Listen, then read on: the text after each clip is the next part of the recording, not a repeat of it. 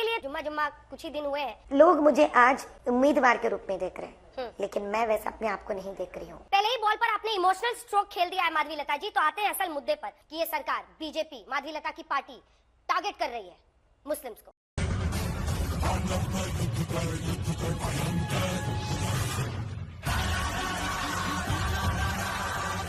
बाप को भेज, तेरे बस की बात नहीं। हैदराबाद सीट से एक बार फिर ओवैसी ने जीत हासिल की है। चलो भाई।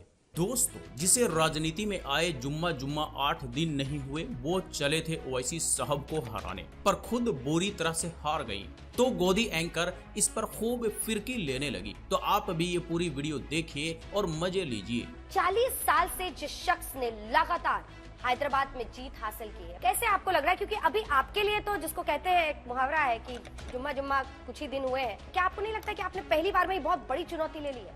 हाँ भाई हाँ। लोग मुझे आज उम्मीदवार के रूप में देख रहे हैं, लेकिन मैं वैसे अपने आप को नहीं देख रही हूँ। तो किस प्रकार के बाहर के सारे कॉन्स्टिट्यूएंसी जो इस हैदराबाद लोकसभा से लग के हैं, जिस प्रकार से वो आगे बढ़ गए हैं, वो देख चुकी हूँ।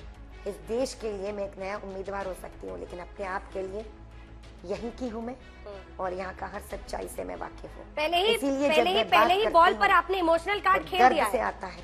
पहले ही बॉल पे आपने इमोशनल कार्ड खेल दिया है। उम्मीदवार बात कर रही है तो मुझे बात करना है, नहीं। हाँ जी, तो जो माहौल गोदी मीडिया ने इस माधवी लता के लिए बनाया था, ओवैसी साहब के सामने सब धराशाही हो गया और लाखों वोटों से माधवी लता हैदराबाद से हार गई। मीन्स जनता भी गोदी मीडिया और माधवी लता के नफरती बोल को समझ चुके थे, इसीलिए हैदराबाद से बाहर का रास्ता दिखा दिया।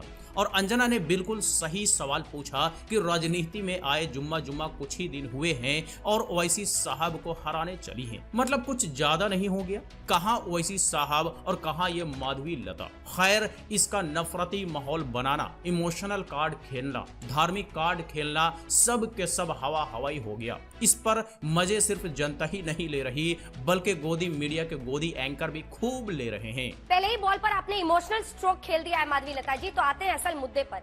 जब हैदराबाद की ये लड़ाई होगी, एक तरफ होंगे असदुद्दीन ओवैसी जो कि अपनी तकरीरें करते हैं और उसमें वो कहते हैं कि इस्लाम को, मुस्लिम्स को मौजूदा सरकार टारगेट कर रही है, उनको टॉर्चर कर रही है। एक तरफ आप हैं जो सनातन की बात करती हैं, मंत्रोच्चार की बात करती हैं, आप धर्म की बात करती हैं। ऐसे में ये मुकाबला बहुत, अगर ओवैसी कहते हैं कि ये सरकार बीजेपी माधवी लता की पार्टी टारगेट कर रही है मुस्लिम्स को,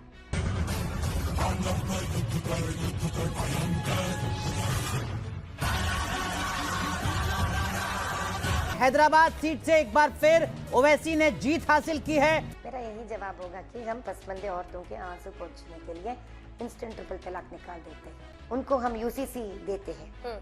तो जी, माधवी लता सिर्फ धर्म की बात नहीं करती, बल्कि मंत्र उच्चार की भी बात करती हैं, बल्कि नफरती एजेंडा भी चलाती हैं, दूसरे के धर्म को टारगेट भी करती हैं। खैर, ओवैसी साहब के सामने ये सब भी धरा के धरा ही रह गया। माधवी लता खुद को सोशल वर्कर बता रही हैं, तो जरा बताइए कि ऐसा कौन सा सोशल वर्कर होता है जी जो दूसरे के धर्म को टारगेट करता है? और अंजना ने बिल्कुल सही सवाल पूछा कि बीजेपी मुसलमानों को टारगेट करती है, जो कि हमेशा से करती भी आ रही है और सच भी है, और माधवी लता भी वही करती दिखी। तो जवाब इनके मुंह से निकलेगा कहाँ? यूसीसी, ट्रिपल तलाक, फलाना ढिमकाना खूब करो, पर वोट तो मिलने से रहा। अगर हमको ये कहना है कि हम हर उस स्त्री को मुस्कुराते हुए देखना चाहते हैं, तकलीफों से बाहर निकालना चाहते हैं, दलदल से बाहर निकालना चाहते हैं। मजा आया, और मैं ये जो मजा है हिंदुस्तान के हर व्यक्ति को देना चाहता हूं।